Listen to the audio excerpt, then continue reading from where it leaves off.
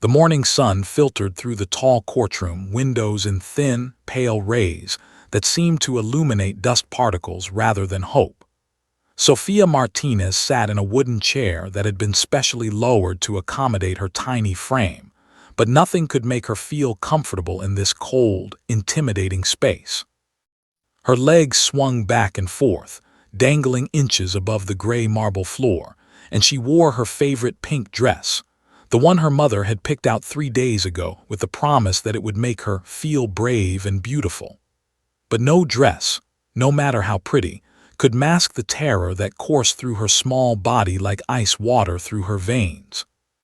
At 4 years old, Sofia was already learning that the world wasn't fair, that promises could be broken, and that sometimes the people you loved most could hurt you without meaning to. 3 weeks earlier, everything had been different. Her father had knelt down to Sofia's eye level in their living room, his dark eyes serious but soft. He had taken her small hands in his and made her a promise. "No matter what happens, baby girl, I will always be there for you. Always. You have my word, and a Martinez never breaks their word." Sofia had believed him with the complete, unquestioning faith that only a young child possesses. She had hugged him tightly, breathing in the familiar scent of his cologne mixed with the coffee he always drank in the morning. She had felt safe. She had felt loved. She had felt like nothing could ever change that bond between them. But everything had changed. Within days, the screaming started. Sofia would hear her parents' voices rising in the living room, growing louder and more aggressive. Words were hurled like weapons, accusations, insults, threats. Her mother's voice would crack with tears and anger.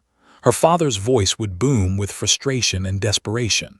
Sofia would cover her ears, but no amount of pressure from her small hands could block out the sound of her world breaking apart. She began hiding under her bed, curling herself into the smallest possible ball, as if she could physically compress herself away from the pain of listening to the two people she loved most tearing each other apart. Then came the night she would never forget. Her father hadn't come home. Her mother had waited by the window, her jaw clenched, her eyes red and swollen from crying, had pretended everything was okay for Sofia's sake, but the child could feel the fear radiating from her mother like heat from a fire. "Where's Daddy?" Sofia had asked repeatedly, her small voice getting smaller and smaller each time her mother couldn't give her a real answer. That night, Sofia lay awake in the darkness, listening to her mother sob quietly in the next room, and for the first time in her short life, she understood that sometimes people left, and sometimes they didn't come back. When her father finally did return, a week later, he came with a lawyer. He came with papers. He came with a proposal that felt like a betrayal of the highest order, and suddenly, Sofia was the center of a custody battle, pulled between two parents who both claimed to love her but seemed more interested in winning against each other than protecting her fragile heart. Now, sitting in this courtroom, Sofia's mind was a torrent of conflicting emotions and thoughts. She loved her father. She did. She remembered the good times, the way he would spin her around until she was dizzy and laughing, the stories he would tell her before bed about magical kingdoms and brave princesses, the weekend trips to the park where he would push her on the swings higher and higher while she squealed with delight. But she also remembered the anger in his eyes during those final fights, the way he had looked at her mother with such contempt that it scared Sofia, the coldness that had replaced his usual warmth. She also loved her mother desperately, had always been there, the constant presence in Sofia's life. Her mother had nursed her through fevers, comforted her through nightmares, and held her during thunderstorms. But Sofia had also seen her mother fall apart. She had heard the desperation in his voice as she begged to go to counseling, to try harder, to remember what they had built together. Sofia had witnessed her mother's pain, and somehow that pain had become Sofia's pain too. Held her daughter's hand firmly but gently, squeezing it every few minutes as if to remind Sofia that she wasn't alone. But Sofia felt profoundly alone. The responsibility of this moment pressed down on her small shoulders like a physical weight. If she said the wrong thing, if she spoke truthfully about how scared she had been during the fights, would that hurt her father? If she said she wanted to stay with her mother, would that make her a bad daughter who didn't love her father enough? The logic of a 4-year-old was twisted by guilt and fear into an impossible equation with no right answer. His hands were trembling. Sophia could feel it through their joined fingers. Her mother was scared too. This wasn't just about court proceedings and legal documents, for this was about her entire future with her daughter, about whether she would get to tuck Sophia into bed every night, about whether she would be there for all the milestones and moments that made life worth living. The stakes were impossibly high, and both mother and daughter felt the weight of them pressing down like a physical force. The courtroom itself seemed designed to intimidate. The high ceilings made Sophia feel tiny. The dark wood paneling seemed to absorb light rather than reflect it. The judge's bench loomed above like a throne, and Judge, with her stern expression and reading glasses, looked like she possessed the power to reshape the entire universe with a single word. Other lawyers shuffled papers nervously. Court officers stood at attention. Reporters sat in the gallery, ready to document every moment of this family's tragedy for the evening news. Sophia's father sat at a table across the room, and he looked different than he had at home. He wore an expensive suit and his hair was carefully combed. He looked powerful and put together. He also looked angry. His lawyer was a woman with sharp features and sharper eyes, and she kept whispering things into his ear, her hand on his arm, her body language aggressive and combative. When Sophia looked at her father, he tried to smile at her, but the smile didn't reach his eyes. It looked fake, forced, like something he was trying on to see if it would work. Sophia's stomach twisted into knots. She wanted to be brave for her mother. She wanted to be strong for her father. She wanted to make everyone happy, to solve this impossible problem, to somehow say something that would make her parents love each other again and make her family whole. But she was 4 years old. She was terrified. And in just moments, a powerful judge would ask her to choose between the two people she loved most in the world. The clock on the courtroom wall ticked loudly.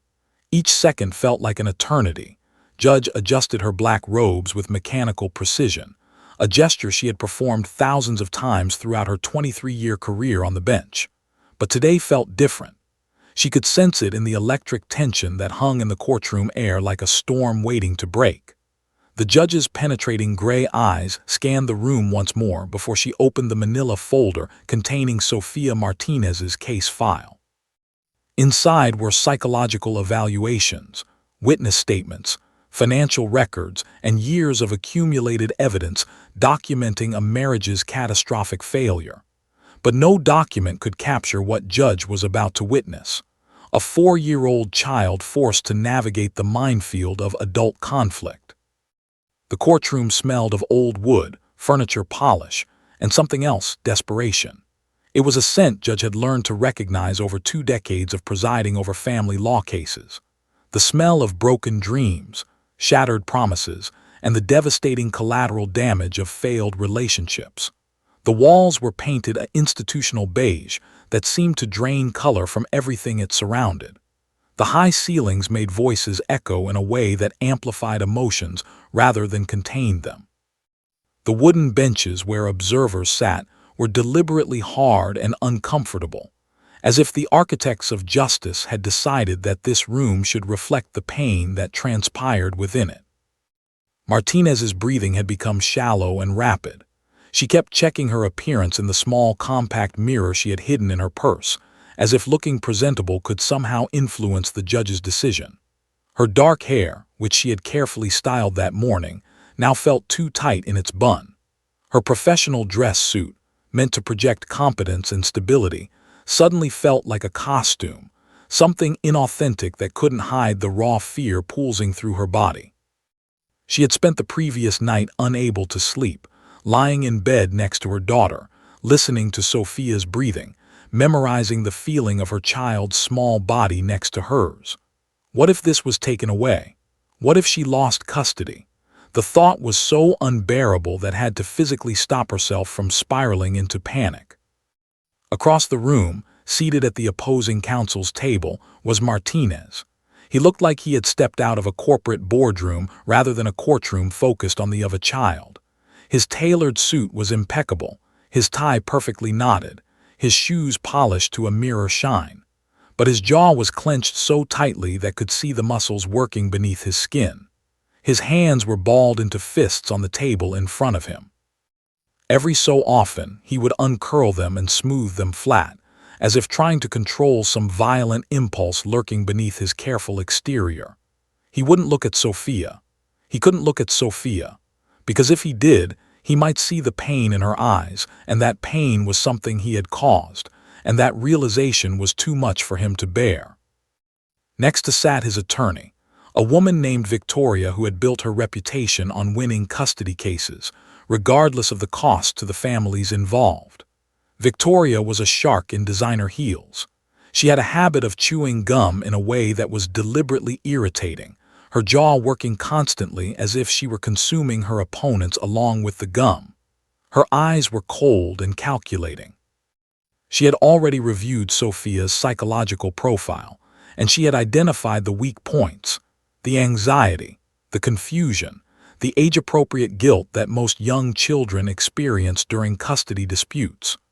Victoria saw these vulnerabilities not as signs of a traumatized child, but as opportunities to poke holes in competence as a parent. Before Sophia's testimony could even begin, Victoria had already prepared her strategy. She would aggressively challenge every statement the child made. She would introduce confusion. She would suggest that Sophia's mother had coached her answers. She would paint as an alienating parent who had poisoned Sophia's mind against her father. And she would do all of this while appearing to the judge to be simply, vigorously defending her client's interests. Victoria had done this dozens of times before, and she had learned not to feel guilty about it. The law was a game, and she played to win. The court reporter sat at her station, her fingers poised above the stenotype machine, ready to capture every word that would be spoken in this room. She had transcribed thousands of custody cases, and each one followed a similar pattern: parents fighting, lawyers arguing, and children suffering in silence. She had learned not to let the emotional weight of these cases affect her, but something about this one felt heavier than most. Perhaps it was the age of the child. Perhaps it was the pure, unfiltered terror visible in Sophia's eyes. Sophia's grandmother sat in the gallery behind, her weathered hands clasped so tightly together that her knuckles had turned white. She had raised 4 children of her own, and she had hoped, truly hoped, that her daughter would never have to experience the pain of potentially losing custody of her child. But here they were, kept praying quietly in Spanish, her lips moving soundlessly, her faith the only anchor holding her steady in this storm of legal proceedings and human tragedy. Judge placed her reading glasses on the bridge of her nose and looked directly at Sophia. The judge's expression was carefully neutral, but there was something in her eyes that suggested she understood the enormity of what was about to happen. "Sophia Martinez," Judge said, her voice steady and controlled, "I need you to answer some questions for me today. These questions might be difficult, but it's very important that you tell me the truth.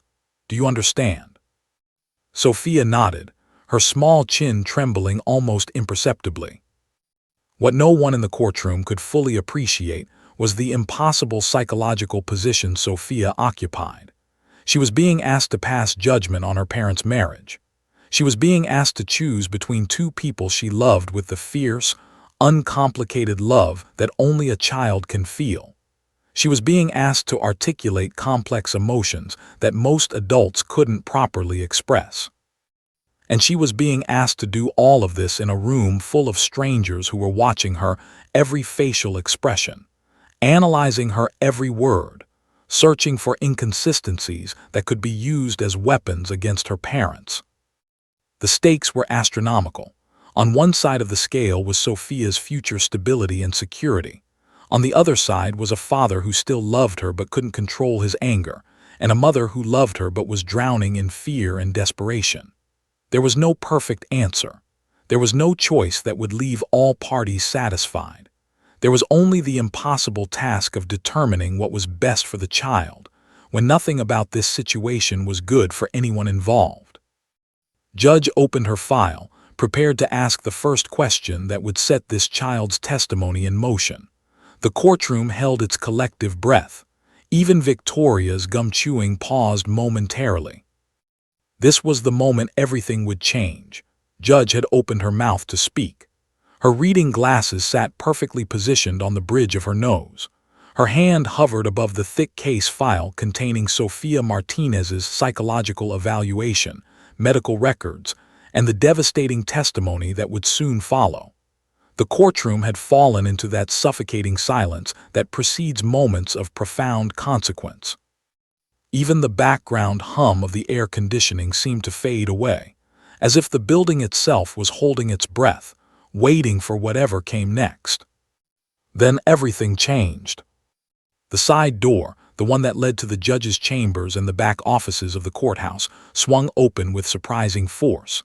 Everyone turned simultaneously, their heads snapping toward the sound like a synchronized movement in a choreographed dance. The door hadn't been scheduled to open. No one was supposed to enter from that direction. For a moment there was confusion. Was this a disruption? Was someone being escorted out of the courtroom? Had someone violated a court order? Then Officer James walked through that door, and beside him walked Bella. Time seemed to slow down. The German Shepherd's movements were fluid and graceful, each step deliberate and controlled. Her coat gleamed under the fluorescent courtroom lights, a rich black and tan that seemed to absorb and reflect light simultaneously. Her ears were alert, positioned upright on her head, swiveling slightly as she assessed the room's energy. Her brown eyes held an intelligence that was almost unsettling, a clarity of purpose that suggested this dog understood exactly why she had been brought to this place and what she needed to do. But what struck everyone most profoundly was Bella's presence. It wasn't about size or physical dominance. Bella wasn't a guard dog or a police K-9 unit meant to intimidate. Instead, she emanated calm. Her very existence in the room seemed to alter the molecular composition of the air itself. Within seconds of her arrival, the toxic tension that had been poisoning the courtroom began to dissipate. Officer wore his official uniform, navy blue with precisely polished buttons and a badge that caught the light. But his eyes were kind, and his demeanor was gentle. He guided Bella with a lead that was held loosely in his hand, allowing the dog freedom of movement while maintaining gentle control. The officer had done this dozens of times before. He understood the chemistry that could occur when a traumatized child encountered an animal trained specifically to provide unconditional emotional support. The blue vest draped across Bella's back read "Victim Advocate" in bold white lettering. It was an official designation, a legal recognition that this dog was here in an official capacity, not as a distraction or a curiosity, but as a legitimate therapeutic tool. Judge, despite her initial surprise, had authorized this arrangement. She had read the research. She had studied the studies about courthouse dogs and their remarkable effectiveness with child witnesses. But approving something on paper and witnessing it in person were two entirely different experiences. His hand instinctively tightened around Sophia's. The mother's eyes widened with sudden understanding. She hadn't known about this. The judge's office hadn't informed her that a courthouse dog would be present. It was a surprise, a calculated intervention designed to help Sophia navigate the impossible testimony that lay ahead. Felt tears beginning to form at the corners of her eyes. Someone understood. Someone recognized that her 4-year-old daughter needed support beyond what any adult could provide. His reaction was different. He leaned back in his chair, his expression unreadable. His attorney, Victoria, actually paused her gum chewing for a moment, her sharp eyes calculating the implications of this unexpected development. She had been preparing to aggressively challenge Sophia's testimony, to poke holes in her credibility, to suggest she was coached. But a dog, a calm, gentle, clearly trained dog, was a complication she hadn't anticipated.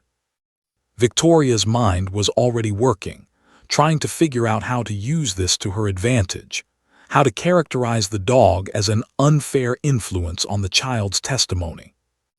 Judge watched everyone's reactions with the practiced eye of someone who had spent decades reading human behavior. She observed the way Sophia's body language began to shift the moment she registered Bella's presence. She noticed the aggressive attorney's momentary loss of composure. She saw the relief wash across face, and she understood that this moment, this unexpected introduction of a calm, loving presence into a room filled with conflict, was already having profound effects. But Sophia's reaction was the most extraordinary. The 4-year-old's entire body went rigid, not with fear but with wonder. Her breath caught in her throat. For the first time since entering the courtroom that morning, Sophia's mind stopped spiraling in circles of guilt and confusion. Her racing thoughts became still. Her anxious heartbeat slowed. Because suddenly, standing in this terrifying room full of powerful adults, lawyers, and judges, there was something pure, something real. Something that couldn't lie, couldn't judge, couldn't condemn her for the impossible choice she was about to make. "Doggy," Sophia's voice erupted from her small body with the force of a dam breaking. "Mommy, doggy." The words tumbled out without filter, without hesitation, without the careful control that a frightened child normally maintained in an adult setting. It was the sound of pure, unfiltered joy, a sound that hadn't existed in Sophia's emotional vocabulary since the day her parents' fighting had begun. Officer's eyes met Judge's for just a fraction of a second. An understanding passed between them, a recognition that something significant was happening. The judge gave the slightest nod of approval. This was working. This was exactly what Sophia needed. Several people in the courtroom gasped quietly. Some observers looked shocked that the judge wasn't immediately reprimanding the child for speaking out of turn, for breaking courtroom decorum. But Judge understood something that many legal professionals failed to grasp, that sometimes the rules of procedure had to bend in service of genuine human need. Sometimes a 4-year-old's uncomplicated joy mattered more than formal courtroom procedure. Ashley gasped, her hand flying to her mouth. Tears began streaming down her weathered cheeks. She had prayed for a miracle, and in her belief system, that's exactly what this was. Officer began slowly guiding Bella closer to the gallery where Sophia sat. The dog moved with purpose, her ears still alert, her movements fluid. She had been trained for this. She understood that she was about to encounter a traumatized child who desperately needed what only she could provide: unconditional acceptance without judgment, without agenda, without any of the painful complexities that human relationships carried. The courtroom had transformed in mere seconds. The weapon-like tension that had existed moments before had been replaced with something entirely different. The room still held gravity and importance, but it no longer felt like a battlefield. It felt like a place where healing might actually be possible. Sophia pulled her hand from her mother's grip and stood up on the gallery bench, her pink dress bright against the dark wood. Her eyes never left Bella. And in that moment, before anything else happened, before any testimony was given, before any legal decisions were made, something shifted fundamentally in the entire dynamic of the courtroom. The judge leaned back in her chair, removed her glasses, and watched what would unfold next with the reverence usually reserved for witnessing something sacred. Sophia's hand shot upward like a rocket launching into space, her entire arm trembling with the force of her emotion. "Doggy! Mommy, doggy!" she screamed, her voice cracking and wavering as if her small body couldn't quite contain the magnitude of what she was feeling. It wasn't the careful, controlled voice of a frightened child trying to navigate an adult space. It was the raw, unfiltered expression of a 4-year-old encountering something that felt like salvation. Officer James' eyes widened with understanding. He had worked with Bella for 2 years, had seen her calm dozens of anxious witnesses, had witnessed the remarkable transformations that occurred when traumatized people encountered unconditional animal love. But he rarely saw reactions this pure, this spontaneous, this explosively joyful. He adjusted Bella's lead slightly and began moving forward, guiding the dog with gentle, measured steps toward the gallery where Sophia stood. His initial instinct was to be horrified. Her daughter was speaking out of turn. Her daughter was drawing attention. Her daughter was breaking the carefully controlled decorum that the courtroom demanded. But then looked at her child's face, and she saw something she hadn't seen in weeks: unbridled happiness, joy, hope.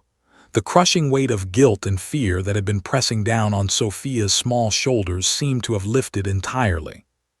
Found tears streaming down her own face, tears of gratitude and relief that her daughter might survive this day after all. Judge did something extraordinary.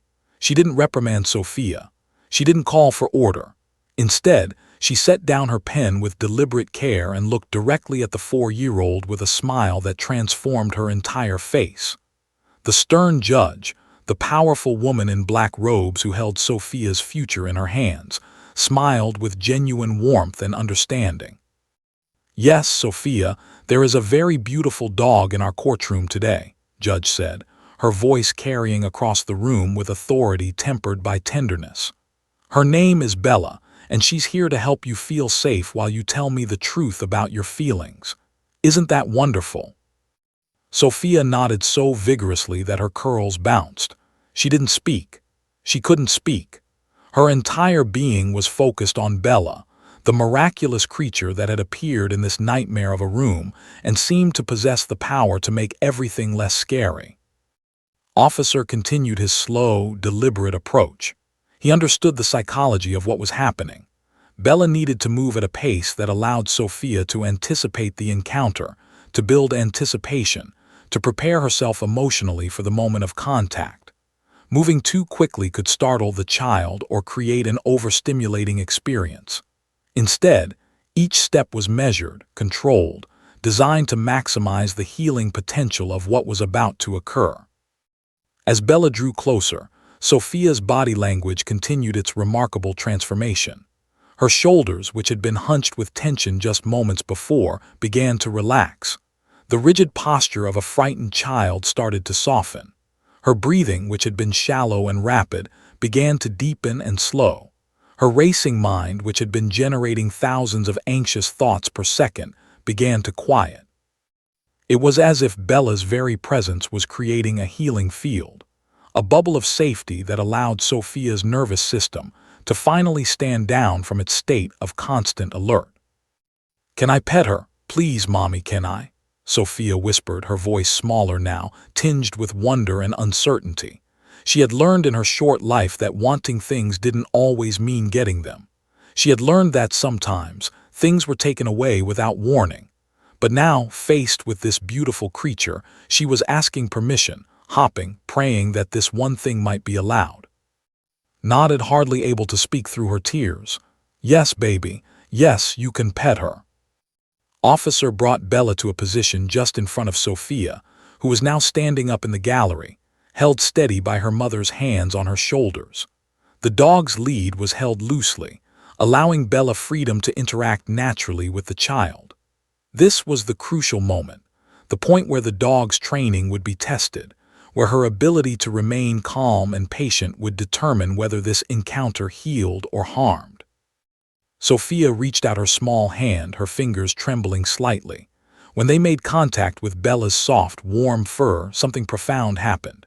It wasn't just a physical touch. It was a connection, a moment of genuine, uncomplicated love flowing from one being to another. Sophia's tiny fingers found the perfect spot on Bella's head, right between the dog's ears. She stroked gently, her touch tentative at first, then growing bolder as confidence bloomed within her. Bella stood absolutely still. The dog had been trained extensively for this exact scenario. She understood that children's touch was sometimes unpredictable, sometimes rough, but that her job was to remain steady, calm, and accepting regardless of how she was touched. Bella's brown eyes remained focused on Sophia's face, and her tail began to wag slowly, rhythmically, a gentle metronome of comfort and acceptance. "Hi, Bella," Sophia whispered, moving her hand from the dog's head down to her neck, stroking the soft fur with increasing confidence. "You're so pretty. You're so nice." The words tumbled out in a stream of consciousness, as if Sophia needed to verbally process the miracle of this connection. "You won't hurt me, will you? You won't leave me like Daddy left." The courtroom fell absolutely silent. Sophia had just articulated the deepest fear beneath all her anxiety, the core trauma that had been driving her terror throughout this ordeal. In the presence of this calm, loving animal, she had found the safety necessary to express her true feelings. Wrapped her arms around her daughter from behind, resting her chin on Sophia's head, tears streaming freely down her face. In the gallery, openly sobbed, her prayers answered in a way she hadn't quite expected. Even Victoria, the aggressive attorney, felt something crack within her carefully constructed emotional armor. She looked away, uncomfortable with the rawness of human pain being so publicly displayed. Officer watched with professional satisfaction. He had seen this transformation dozens of times, but it never ceased to amaze him. Bella possessed something that therapy, medication, and legal proceedings couldn't provide: unconditional acceptance without judgment, without agenda, without any of the complicated emotional baggage that humans inevitably carried into relationships. Judge observed the scene with an expression that could only be described as reverent. This was why she had authorized the courthouse dog program. This was why she fought against budget cuts and bureaucratic resistance. This moment, this precious, transformative moment where a terrified child found solace in the unconditional love of an animal, was worth more than 1,000 legal precedents. Sophia continued stroking Bella's fur, and with each gentle touch, another layer of her fear seemed to peel away. Her breathing had normalized completely. Her heartbeat, which had been racing earlier, had slowed to a calm rhythm. Her mind, previously filled with guilt and confusion, had become quiet and present. She wasn't thinking about her parents' divorce or the testimony she was about to give. She was simply existing in this moment of pure connection with a creature who asked nothing of her except to be herself. "Thank you, Bella," Sophia whispered, pressing her small forehead against the dog's soft fur. "Thank you for being here." And in that moment, everyone in the courtroom understood something fundamental: that sometimes the most powerful healing came not from legal documents or judicial decisions, but from the simple, unconditional love of an animal who asked for nothing except the privilege of being present. The courtroom had transformed into something entirely different than what it had been just 15 minutes earlier. The air itself seemed to have changed composition, becoming less dense, more breathable, filled with something that could only be described as grace. As Sophia continued stroking Bella's fur, whispering soft words of gratitude and wonder, a remarkable thing began to happen throughout the room, a collective awakening to something deeper than legal procedure, something more fundamental than winning or losing a case. Held her daughter from behind, her arms wrapped protectively around Sophia's small frame, her chin resting on the child's head. Her tears continued flowing, but they were different now, not tears of desperation and fear, but tears of relief and gratitude. She could feel the change in Sophia's body, the way the tension that had been coiled within the child's muscles had simply dissolved like snow under spring sunshine. Her daughter was breathing normally now. Her heartbeat had synchronized with his own, and they were moving together as a unit again, mother and child, inseparable whole. Sat in the gallery behind them, openly weeping. Her weathered hands, which had spent decades caring for children and were clasped together so tightly that her knuckles had turned white. But these tears were different from the fear-laden tears she had been fighting back all morning. These were tears of answered prayer, tears of hope, tears of witnessing something miraculous unfolding before her eyes. Had spent her entire life believing in the power of love and grace, and this moment validated everything she had ever believed.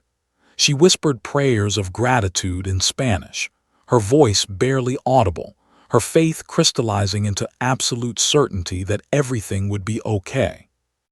Officer James stood quietly, holding Bella's lead loosely in his hand, watching the interaction between child and dog with the satisfied expression of someone who had just witnessed something he had worked toward his entire career. He had seen Bella calm countless anxious witnesses, had watched her provide comfort to abused survivors and traumatized children, but each transformation still moved him deeply. This was why he had dedicated his career to the Canines for Justice program. This was why he advocated tirelessly for courthouse dog initiatives despite budgetary constraints and bureaucratic resistance. Moments like this proved what he had always known, that sometimes the most powerful healing tool available was four-legged, covered in fur, and operated entirely on unconditional love. But the most shocking transformation was happening to Victoria, the ruthless attorney who had built her reputation on aggressive cross-examinations of child witnesses. Victoria had prepared extensively to challenge Sophia's credibility, to poke holes in her testimony, to suggest she had been coached by her mother.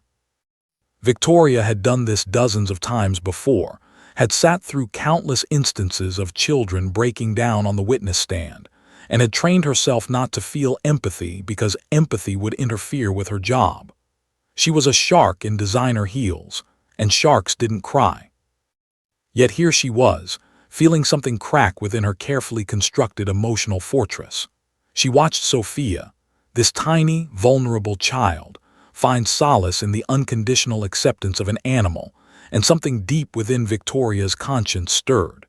She thought about her own daughter, Emma, who was 6 years old. She thought about custody arrangements and how Emma would feel if Victoria were the parent being questioned about her fitness as a guardian. She thought about all the children whose testimony she had ruthlessly dismantled in service of her client's interests. And for the first time in her 15-year career, Victoria felt genuine shame. She looked away from Sophia and Bella, unable to maintain eye contact with the scene unfolding before her. Her jaw stopped its constant, irritating gum chewing. Her aggressive posture softened almost imperceptibly. For just a moment, the shark became human again. Martinez experienced his own internal earthquake.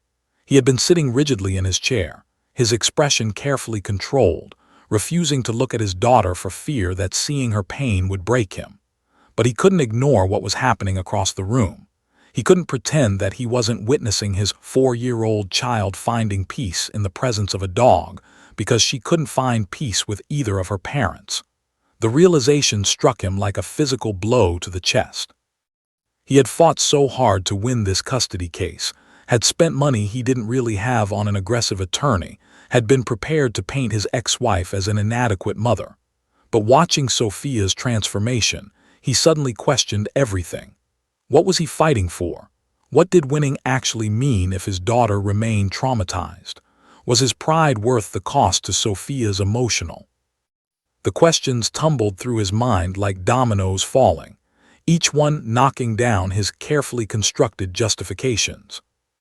For the first time since the separation began, saw Sophia clearly, not as a prize to be won or a pawn in a legal game, but as a human being, his daughter, who deserved better than what this situation was giving her.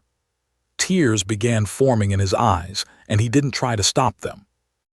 Judge sat elevated behind her mahogany bench, her reading glasses removed, held loosely in her hand. Her expression was one of profound satisfaction mixed with deep compassion. She had presided over hundreds of custody cases, had made decisions that affected thousands of children's futures. But this moment, watching a traumatized child find healing through the unconditional love of an animal, reminded her precisely why she had become a judge in the first place. She had chosen this profession because she believed in the power of justice to create positive change in people's lives. She had studied law because she wanted to protect the vulnerable and hold the powerful accountable. Yet somewhere along the way, she had become bureaucratized, professionalized, dulled to the raw human emotion that underlay every case that crossed her bench. This moment with Sophia and Bella had reawakened something in Judge, a reminder that her true job wasn't to apply the law with cold precision, but to seek what was genuinely best for the people whose lives depended on her decisions. The court reporter, who had been typing steadily throughout the morning, found her fingers stilling on her machine. She had transcribed thousands of custody cases, had heard countless stories of family breakdown and human pain. She had learned to maintain professional distance, to treat each word as merely data to be recorded. But this moment had pierced through her professional armor. She found herself thinking about her own parents' divorce, about the custody arrangements that had shaped her childhood, about how different things might have been if someone had recognized her emotional needs as clearly as this courtroom had recognized Sophia's. Throughout the room, something profound was shifting. The adversarial energy that had poisoned the space was being replaced by a more fundamental human recognition that everyone here cared deeply about Sophia's, even if they had been fighting about it through the wrong mechanisms. The lawyers, the judge, the parents, the grandmother, the court officers, everyone was being reminded that behind all the legal procedure and courtroom protocol lay actual human beings whose lives were being fundamentally shaped by the decisions made in this room. Bella continued her work, seemingly unaware of the magnitude of the emotional transformation she was catalyzing. The dog simply existed in this moment with Sophia, providing what she had been trained to provide, a steady, calm, unconditionally loving presence in the midst of chaos. And that presence was doing something no legal argument could accomplish.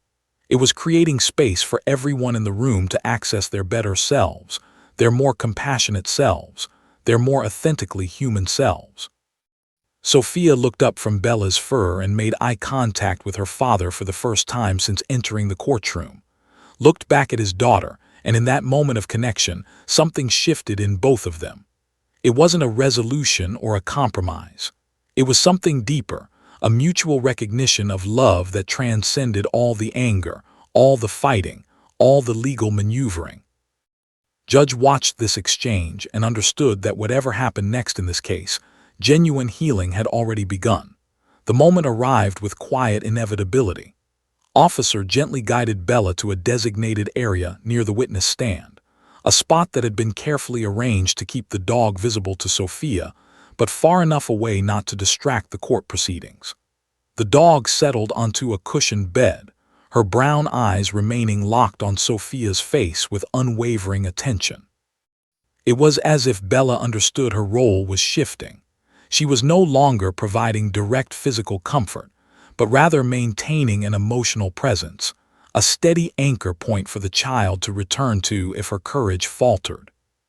Sophia walked to the witness stand with movements that seemed transformed. Gone was the shuffling uncertainty of a terrified child.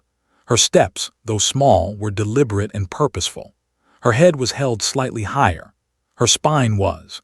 The physical transformation was remarkable. In the span of 15 minutes, Sophia had shifted from a cowering, guilt-ridden 4-year-old to a child who carried herself with a dignity that seemed impossible for someone so young. Watched her daughter's journey across the courtroom with tears streaming down her face, hardly believing this was the same child who had been hyperventilating with anxiety just moments before. The bailiff helped Sophia into the witness chair, which had been specially lowered to accommodate her height. She sat at eye level with Judge, and there was something profound about that positioning. It removed the architectural domination that normally characterized the judge's position relative to a witness. This was more like a conversation between two human beings than an interrogation between a powerful authority figure and a vulnerable victim. Judge adjusted her reading glasses and looked directly at Sophia with an expression of kindness mixed with seriousness. Sophia, do you understand that you need to tell the truth in this courtroom? That it's very important you answer my questions honestly. Sophia nodded, her small chin firm with determination. Yes, Judge, I promise to tell the truth. The judge began with easier questions, warming Sophia up, allowing her to find her voice and her confidence. Sophia, can you tell me about your home with your mother? What does it feel like to be there? Sophia took a breath, and when she spoke, her voice was steady and clear. My home with Mommy feels safe. It feels like love. Mommy always makes sure I have food and my favorite stuffed animals. She reads me stories before bed, and she kisses my forehead and tells me she loves me, even when I'm bad. I love Mommy's house. The courtroom listened in absolute silence. Every word Sophia spoke seemed to carry weight, seemed to reverberate through the room with authenticity and truth. There were no coached answers here, no rehearsed testimony. This was simply a 4-year-old articulating her genuine feelings with a clarity that astonished everyone present. Judge continued with deliberate care, moving toward more difficult territory. Sophia, I want to ask you about your daddy. Do you love your daddy? Sophia's expression shifted slightly, becoming more complex. This was the question she had been dreading, the impossible choice she had been carrying in her small chest. Her eyes flickered toward Bella, seeking strength from the dog's steady gaze. Yes, Sophia said, her voice becoming quieter but no less certain. I love Daddy. Daddy is fun. Daddy can make me laugh. But, she paused, struggling with her words, clearly trying to articulate something that her 4-year-old vocabulary wasn't quite equipped to express. But sometimes Daddy is scary. Can you tell me what you mean by scary? Judge asked gently, her voice filled with compassion that gave Sophia permission to speak her truth. Sophia's small hands fidgeted with the edge of the witness stand. Sometimes Daddy yells.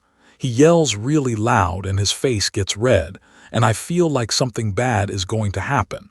I don't like it when Daddy yells at Mommy. It makes my stomach hurt. It makes me feel like maybe it's my fault that Daddy is angry. The admission hung in the courtroom air, and several people gasped quietly. This was the core trauma, a 4-year-old blaming herself for her father's anger, carrying guilt for emotions she had no responsibility for. Judge's expression grew even more compassionate. Sophia, I want you to know something very important. When grown-ups argue, it is never, ever the child's fault. Do you understand? Your daddy's anger is about grown-up problems, not about you. You are not responsible for how your daddy feels. You are not a bad girl. You did not cause the fighting. Sophia's eyes filled with tears, but they weren't tears of fear anymore.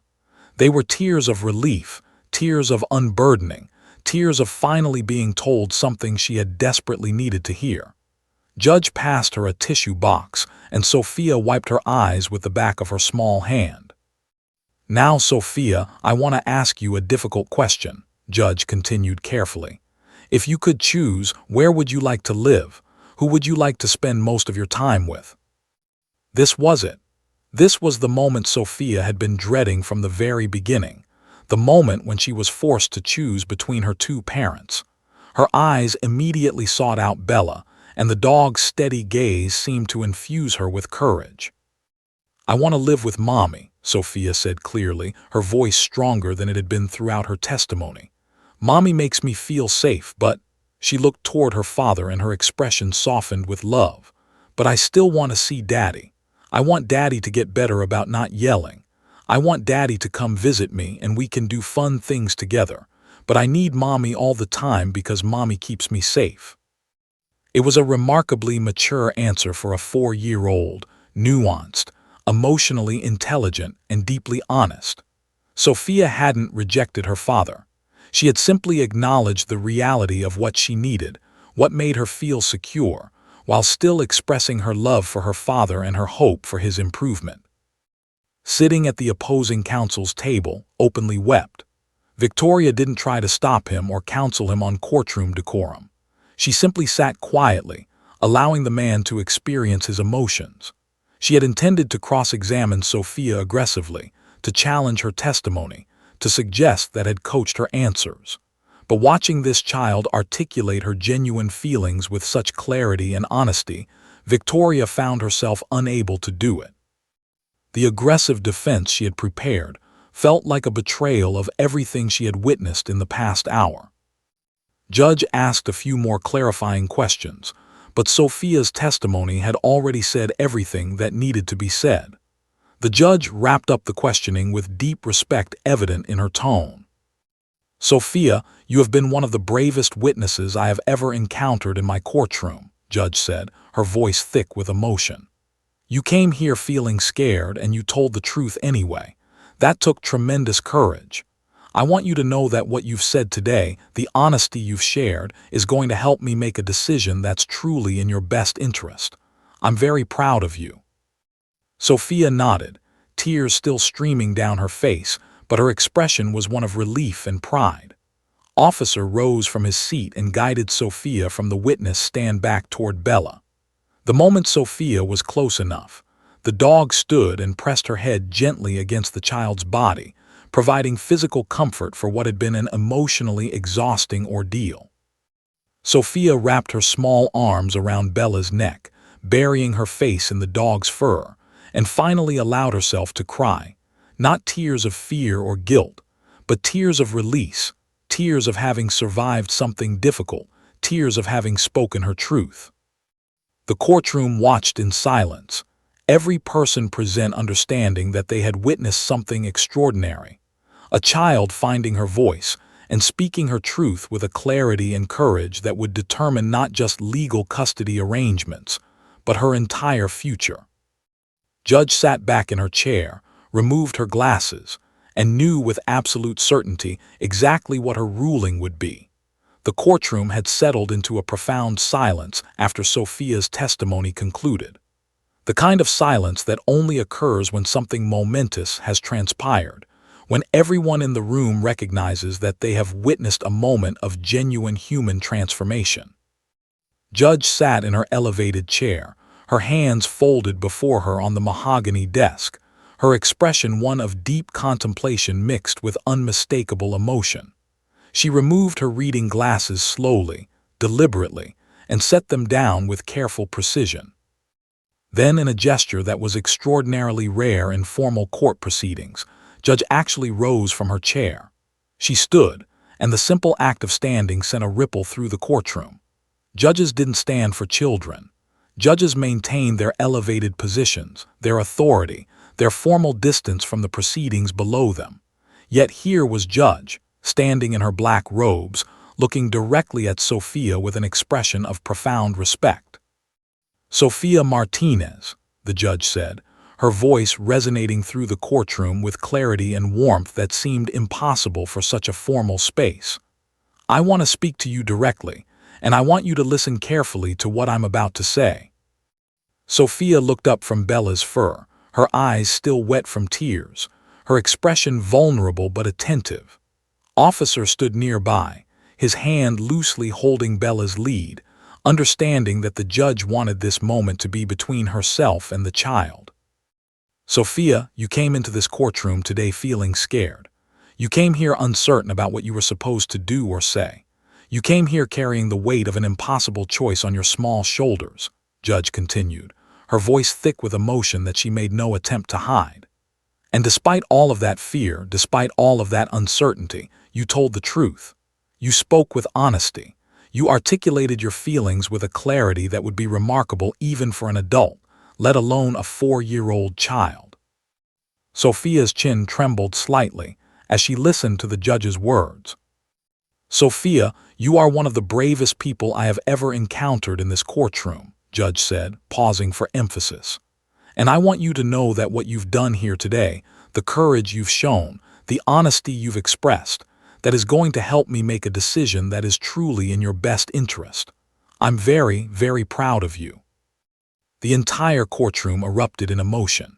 Who had been holding herself together with tremendous effort, finally released her grip on her emotions and openly wept, tears of relief, tears of pride, tears of gratitude that her daughter had survived this ordeal and emerged stronger. Her grandmother stood up and began clapping, a gesture that was technically inappropriate in a courtroom, but nobody stopped her. One by one, other people in the gallery stood as well.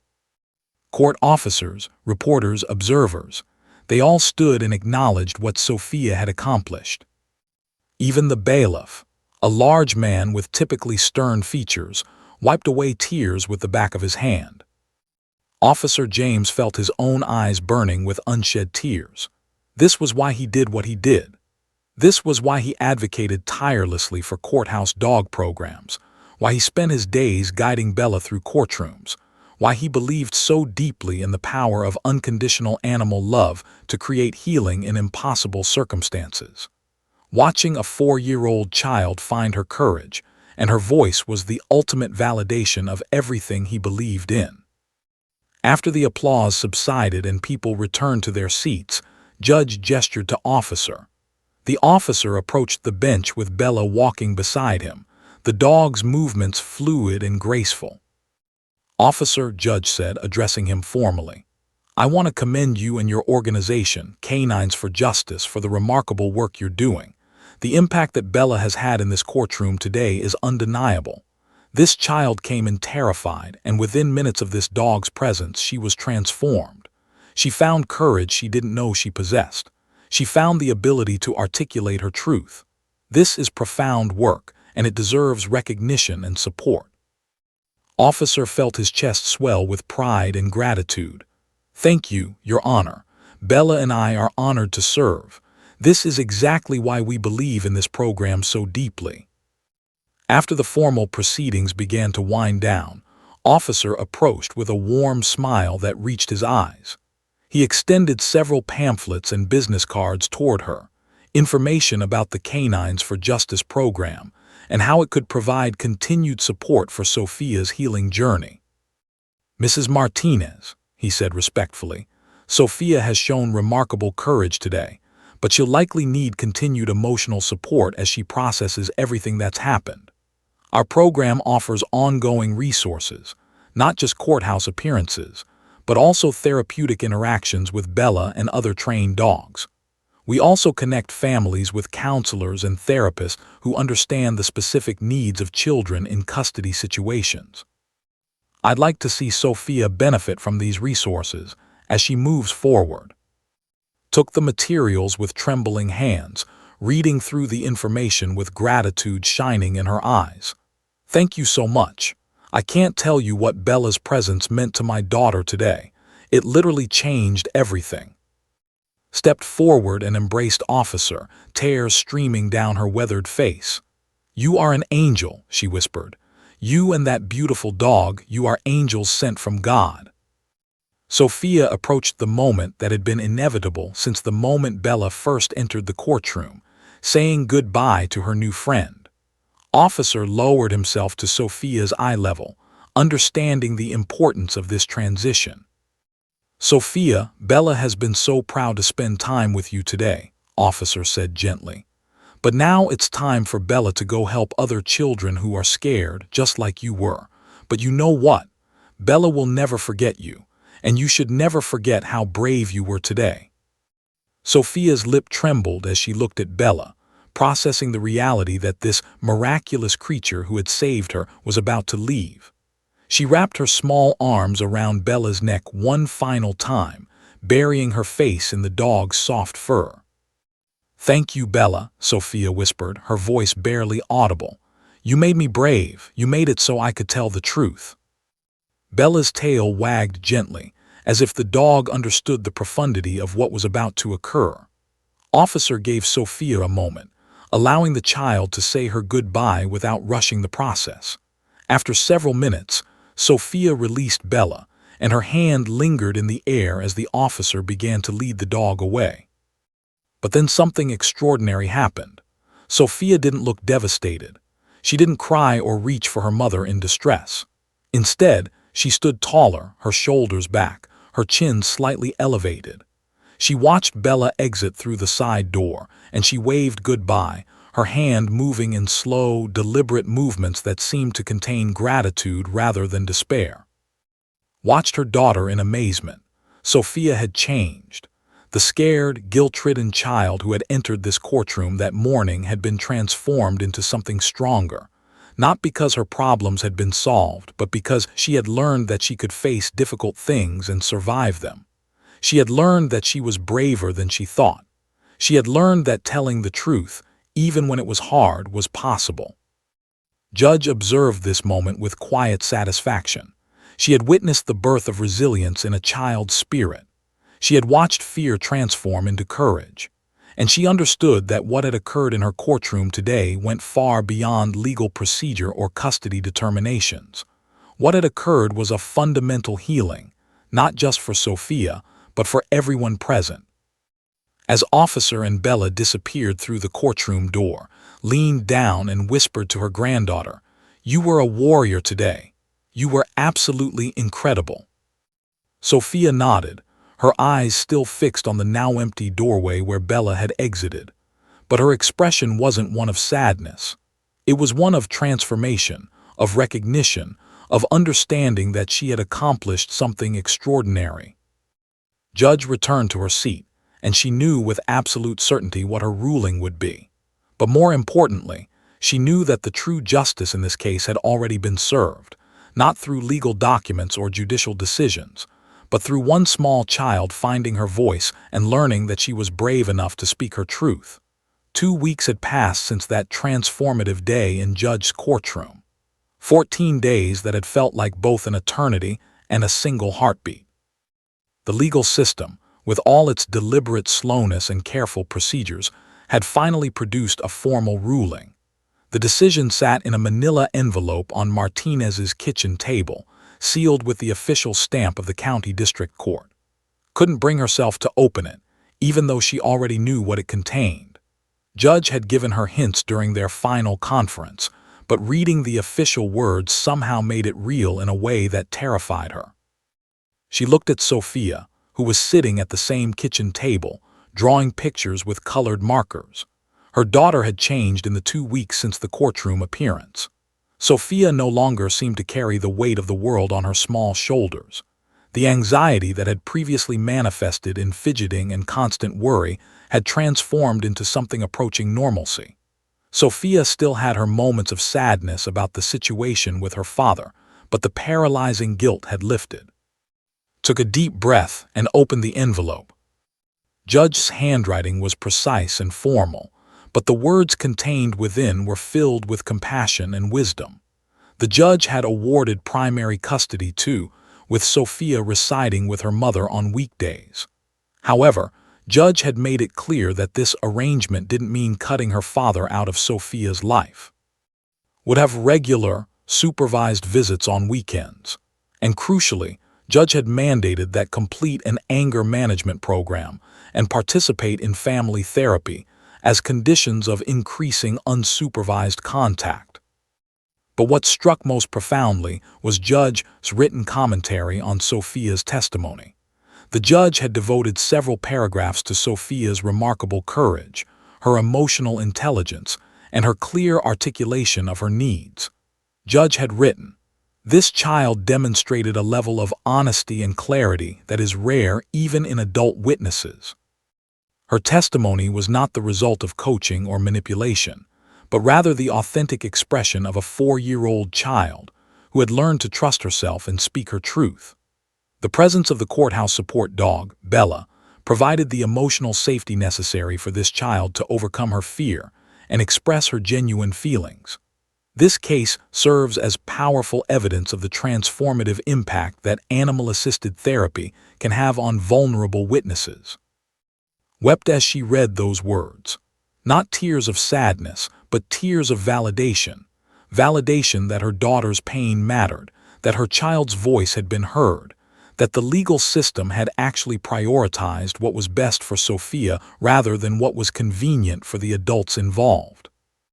That afternoon, received a call from Officer James. He was checking in on Sophia's, following up on the progress of the courthouse dog program's intervention. "Mrs. Martinez, I wanted you to know that Judge's decision to specifically mention the Canines for Justice program in her ruling has had extraordinary consequences," Officer explained, his voice filled with enthusiasm and gratitude. "The judge sent our organization a formal commendation letter. More importantly, she included detailed information about the program's effectiveness in her written decision, and that decision is now being cited in other courthouses across Texas." Listened, astounded, as Officer detailed how Sophia's case had become a turning point for courthouse dog programs throughout the state. 3 additional courthouses had already authorized the placement of trained support dogs. 5 more were in the approval process.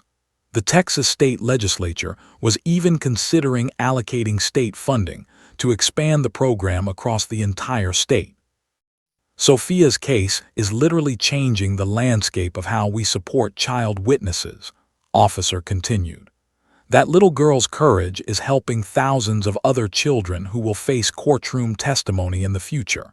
She should be incredibly proud of what she's accomplished. Promised to tell Sophia about the impact she was having, though she knew her daughter wouldn't fully comprehend the broader implications. What mattered was that Sophia would know her courage had mattered. She would know that her voice had created ripples of positive change far beyond her own situation. 1 month after Judge's ruling, Sophia experienced something that seemed impossible just weeks earlier, a supervised visit with her father that didn't feel charged with tension and pain. Arrived at a designated visitation center, freshly enrolled in both anger management classes and family therapy. He looked different than he had in the courtroom. His expression carried less hardness, more vulnerability. He had been doing deep work, examining his own anger, understanding its origins, acknowledging how his emotional volatility had impacted his daughter. "Hi, Princess," said to Sophia, kneeling down to her eye level. His voice was gentle, tender, nothing like the harsh tones Sophia remembered from the fighting. Sophia approached her father cautiously but without fear. She had learned to trust her instincts, to believe in her own judgment about what was safe and what wasn't. She hugged her father and held her gently, carefully, as if he was handling something precious and fragile, which he was. "Daddy, I have something to tell you," Sophia said seriously. "I'm not mad at you anymore, but I was scared when you yelled, and that wasn't my fault. Judge told me it wasn't my fault." Felt tears streaming down his face. "You're absolutely right, sweetheart. It wasn't your fault. It was my fault for not controlling my anger, and I'm working on that. I'm going to do better. I promise you I'm going to do better." For the first time since the separation began, meant those words with every fiber of his being. Sophia's testimony, her honesty, her willingness to speak her truth had awakened him to the reality of how his behavior was affecting his daughter. He had a long road ahead, continued therapy, continued work on his anger management, continued efforts to become the father Sophia deserved. But he was committed to that journey. 3 months after Judge's ruling, Officer James brought Bella back to the courthouse for a follow-up visit. Judge had requested it, wanting to see Sophia again and to formally recognize Bella's role in the child's transformation. Sophia, now noticeably more confident than she had been during her courtroom testimony, was allowed to visit during the judge's recess. When Sophia saw Bella entering the hallway outside the courtroom, she ran toward the dog with uninhibited joy. Bella, recognizing the child she had comforted weeks earlier, rushed forward with equal enthusiasm. They met in an embrace that seemed to contain months of emotion and connection. "Bella, you remembered me," Sophia exclaimed, burying her face in the dog's fur. "I told everyone about you. I told them how you made me brave." Judge emerged from her chambers to witness the reunion, and she found herself smiling with genuine warmth. She had seen countless cases resolved through legal procedure and judicial decision-making, but she had rarely seen a case where the resolution involved genuine transformation and healing for all parties involved. Over the following months, something remarkable continued to unfold. Through his therapy work, began to genuinely repair his relationship with Sophia. The anger that had poisoned their connection was being replaced with genuine love and connection. He and, while they would never be reconciled as a couple, began to communicate with civility and mutual respect when it came to co-parenting decisions. Sophia, instead of being torn between two parents locked in conflict, was able to maintain meaningful relationships with both of them. Judge continued to advocate for courthouse dog programs, citing Sophia's case as evidence of their transformative power. The Texas state legislature eventually allocated $2 million in funding to expand canines for justice programs throughout the state. Within 2 years, courthouse dogs were operating in 37 Texas courthouses, supporting hundreds of vulnerable child witnesses. Sophia Martinez, at 5 years old, didn't fully understand the magnitude of what she had accomplished. She didn't comprehend that her courage had changed laws, influenced policy, and created a statewide program that would help thousands of other traumatized children find their voices. But she understood something equally important. She was brave. She understood that her voice mattered. She understood that telling the truth, even when it was hard, was possible.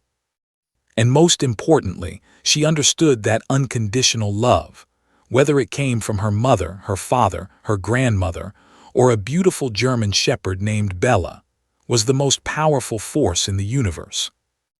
Officer James continued his work, walking into courtrooms day after day with Bella at his side, carrying forth the mission that Sophia had helped validate. And every single child they worked with benefited from the precedent that one small girl had set, the precedent that courage, honesty, and unconditional support could transform even the most broken and painful situations. In Judge's chambers, framed on her wall, hung a photograph from the day of Sophia's testimony. It showed the 4-year-old girl, hand extended toward Bella, reaching for the comfort and strength that would change her life forever. Beneath the photograph was a plaque that read, "Justice is not about winning. Justice is about transformation, healing, and ensuring that the most vulnerable voices are heard and honored." And so, what had begun as a custody dispute in a cold, intimidating courtroom had transformed into something far more profound, a testament to the power of love, courage, and the extraordinary difference that one animal, one child, and one judge willing to prioritize genuine justice could make in the world.